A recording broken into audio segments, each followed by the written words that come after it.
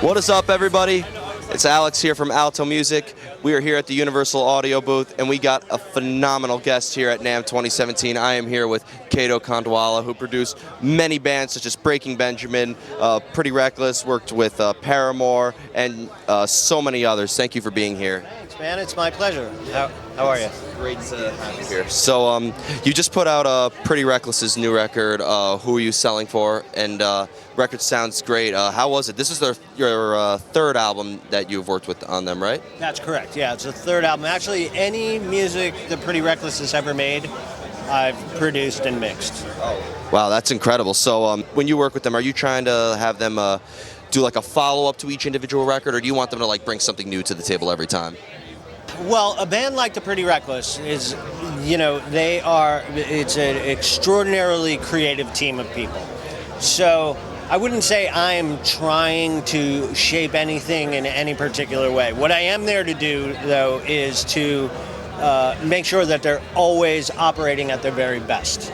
So that goes from the writing to the performances to, taking risks and being experimental and maybe stepping a little bit outside of their zone. So I try to create an environment where they feel comfortable to experiment and try things. That's excellent. And you worked with like a variety of different genres, I've noticed, like with whether you were producing or mixing or doing anything like that, like working with Breaking Benjamin and Paramore. I believe you did something with My Chemical Romance and Pierce the Veil as well. So, wow. Called Collide with the Sky. Yep. Amazing experience. Really talented guys. And they just won the Golden God Award for the most dedicated fans. I was there, and I knew they were going to win that. Yeah, I was at the front row. I was like, when they announced Pierce the Veil, I was like, yeah, they're going to win that one. No competition there.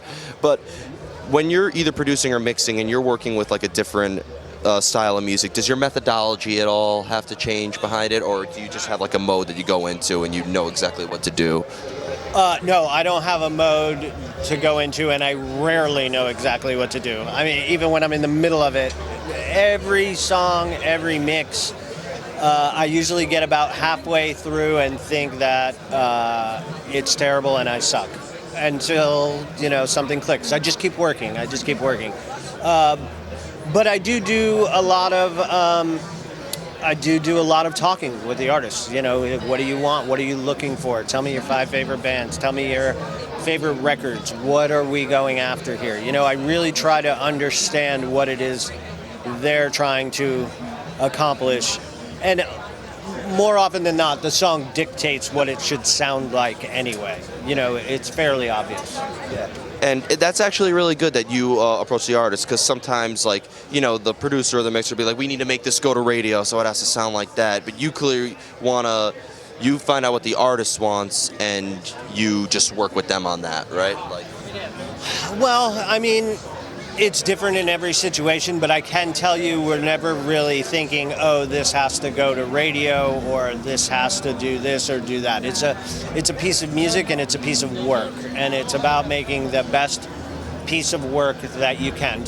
Ultimately, what I'm always looking to do is to have something at the end of the day where I can sit back, I can listen to it, and I can say, I'm really proud of it. And I would listen to that. That's more important to me than any of the other things. What I have found,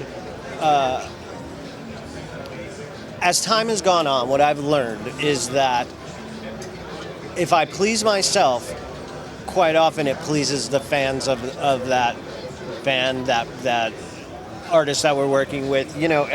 I'm my own worst critic, and the band, is their own worst critic. So we try to make something that we're true to, and if we succeed in that, then all the other things just kind of fall in line. I have tried it the other way. I'm not going to sit here and lie to you and say, oh, I've never thought about what this will sound like on the radio or what it won't sound like on the radio, or whether this is a radio song or not. I have thought about those things, but in my experience, when I try to do something that I think will get on the radio or will work for a specific goal, it doesn't work out. I think a lot of things that are put together in that way sound, a little bit generic, and in the end, it mid charts or it doesn't go all the way up. So I don't have as much success with those things. So you clearly just explained it, like you nailed it, explaining on what you look for when you're creating music. How do you know when it's done? Like, do you ever because you say you're your own worst critic, so are you always look it back, going, oh, maybe I should have done this there, I got to do that there? Well, I have a saying, stole it from Don Henley. When you're recording something and you're producing something, the song's done when there's nothing left to take out. Okay. Trimming all the fat off, right? There's nothing left to remove.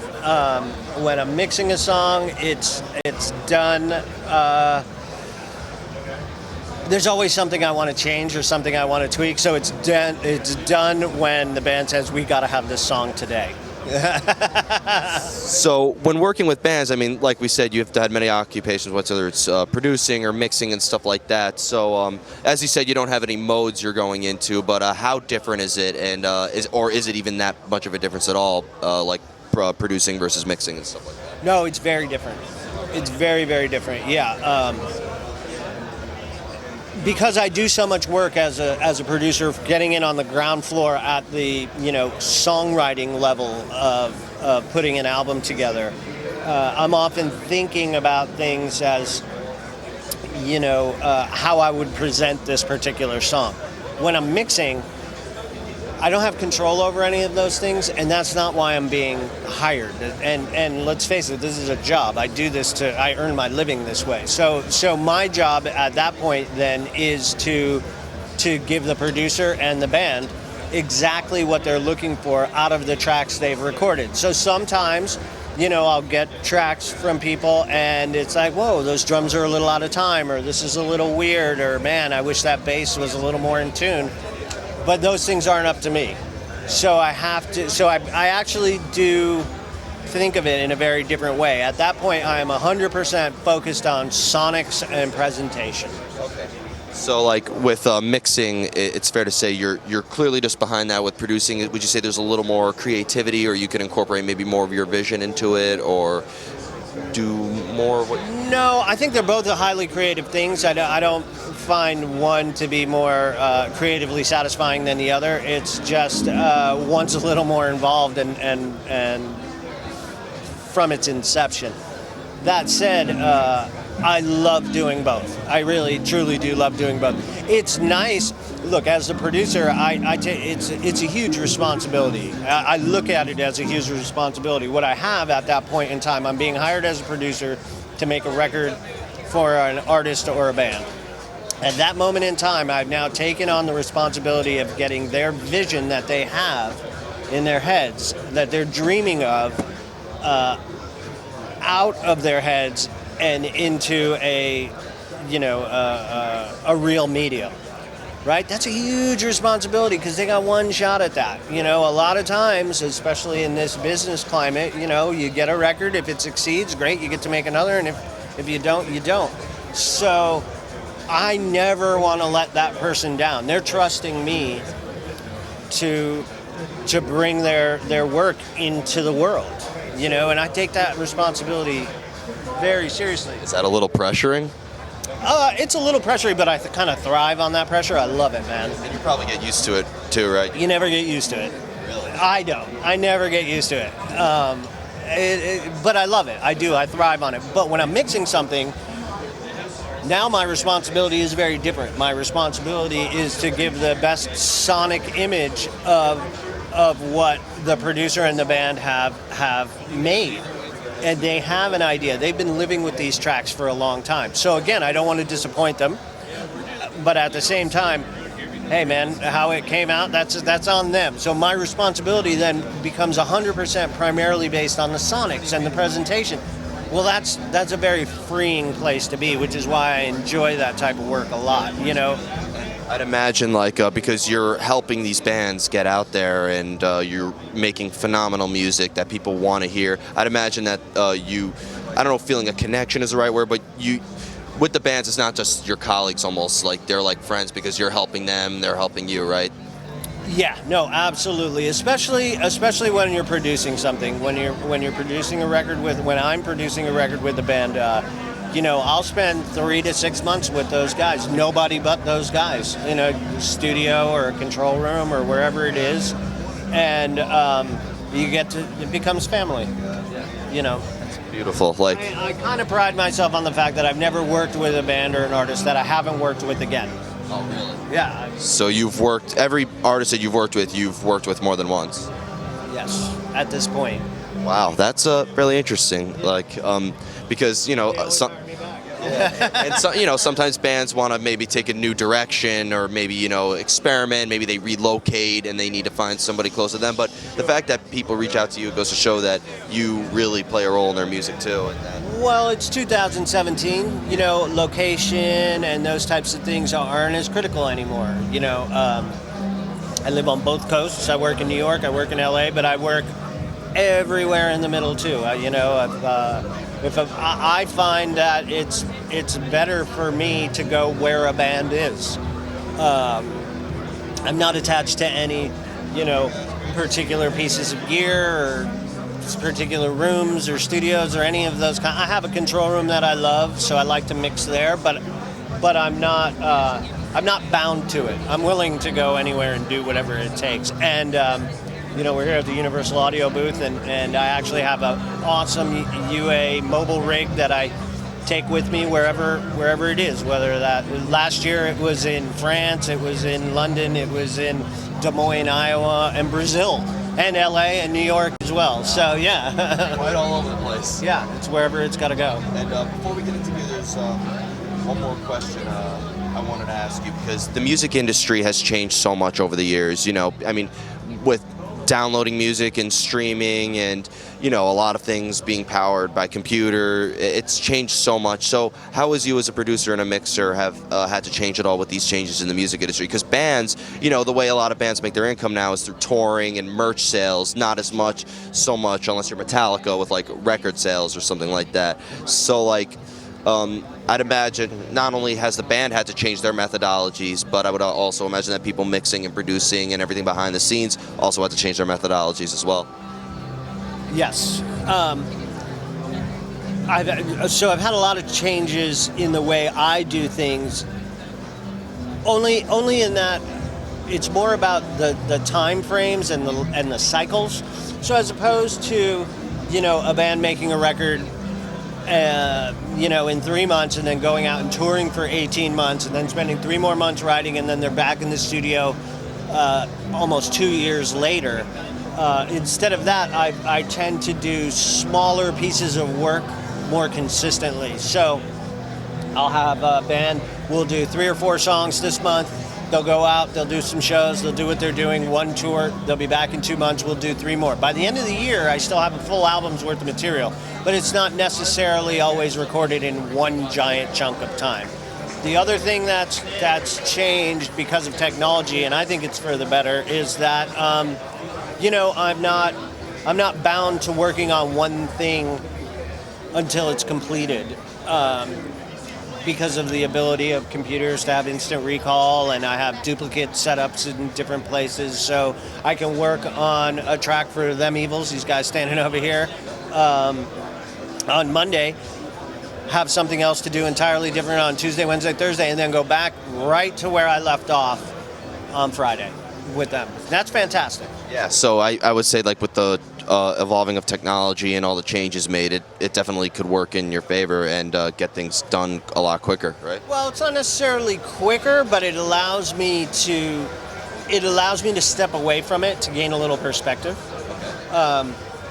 It also, for every plus, there's a minus. It has its downsides too, in that you can endlessly tweak something because it's instantly recallable all the time. Yeah, so auto-tune, like the most necessary evil of vocal arranging, but people... I wouldn't call it necessary in any way, but yeah. True, either you could sing or you can't. Well, yeah, either you can present your song or you can't. Well, whether you can sing or not, again, some of my favorites are not great singers, but boy, they can deliver their song. Yeah. That's a completely separate talent from one another. Like, it's hard to have everything in one kind of. It's really hard. It's like a match. You need like a match made in heaven that way. So, finally, before we end, I just want to talk a little bit about gear. We're here at the Universal Audio booth, and so what are some of the gear from Universal Audio that you would have to use in order to create the music that you do? Well, I'm a long-time UA user. As far as, well, aside from their hardware, I do use, in my computer systems, I've had UAD2 PCI cards for years and years and years and years. At this juncture now in 2017, I've got a fully maxed out UA rig. Their plugins get used on every single mix I do ever. I actually own several UA Apollo interfaces. I like the way their console software works to allow me to have zero latency monitoring, which is fantastic. And then I have the largest amount of satellite octos that they'll allow me to have within the system.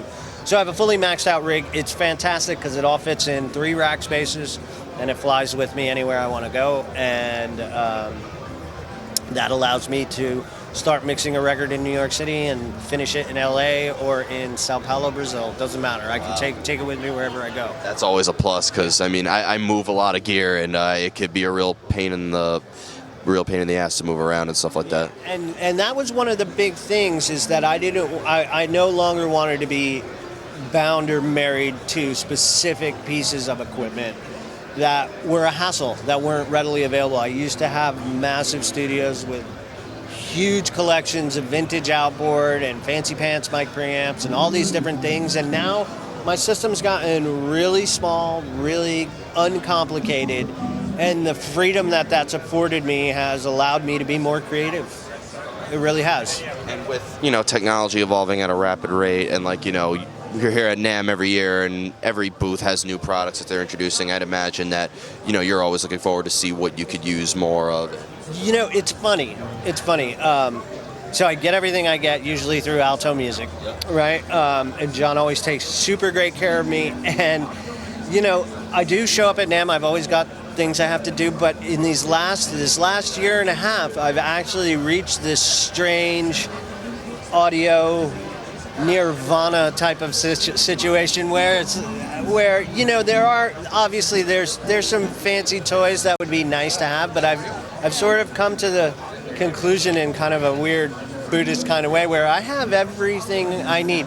There's really nothing. I don't know what new widget they're going to invent that will really change the way I do things.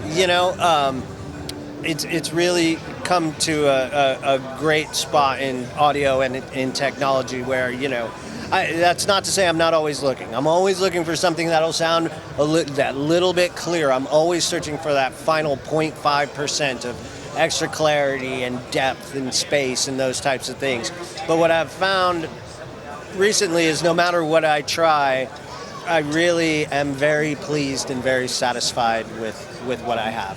Is there anything coming out this year that you're interested in seeing or? Product-wise? Yeah. No, that's why I'm here, to go look around and figure it out, because I really haven't paid a lot of attention to it. I've been making a lot of records and mixing a lot of records in the last 6 months, so I haven't paid a lot of attention to the new gear that's coming out. Well, we got till tomorrow, right? Yeah. Take 3 at NAMM. And but your NAMM experience has been great so far, 2017, or since you've been here so many times. For me, this is my first time here. I'm like in heaven, but I know people who attended. John, this is like his 27th year or something like that. I see John here every year. I don't live far away, so it's really convenient for me. Even if you didn't want to go, you just find yourself being gravitated. Yeah, what I did find is this year's just seems very, very well organized. It's extremely well laid out, and they've figured out a way to have the same amount of people in this building and not have it seem as crowded. So, way to go. Yeah. They were telling me, you're going to have a hard time moving and stuff like that. I'm just I was able to go from Hall A to Hall D at the very end where we're doing other interviews in 7 minutes. I think they've widened the hall. I don't know what they've done, but it's awesome. Whatever they're doing, keep it on. They got to keep doing it. Yeah. I think I came to NAMM at the right time. Yeah. But I really want to thank you so much. Absolutely. my pleasure. Yeah. Everybody, check out some of Kato's newest work. He worked with the Pretty Reckless. Check out Pretty Reckless's new record, Who Are You Selling For? It just came out. And check out Them Evils. Check out the Dukes. Check out so many other new bands that he's worked with. And it's great to have you here. This is Alex from Alto Music, Day 3 at 2017 NAMM. Kato Khandwala, everybody.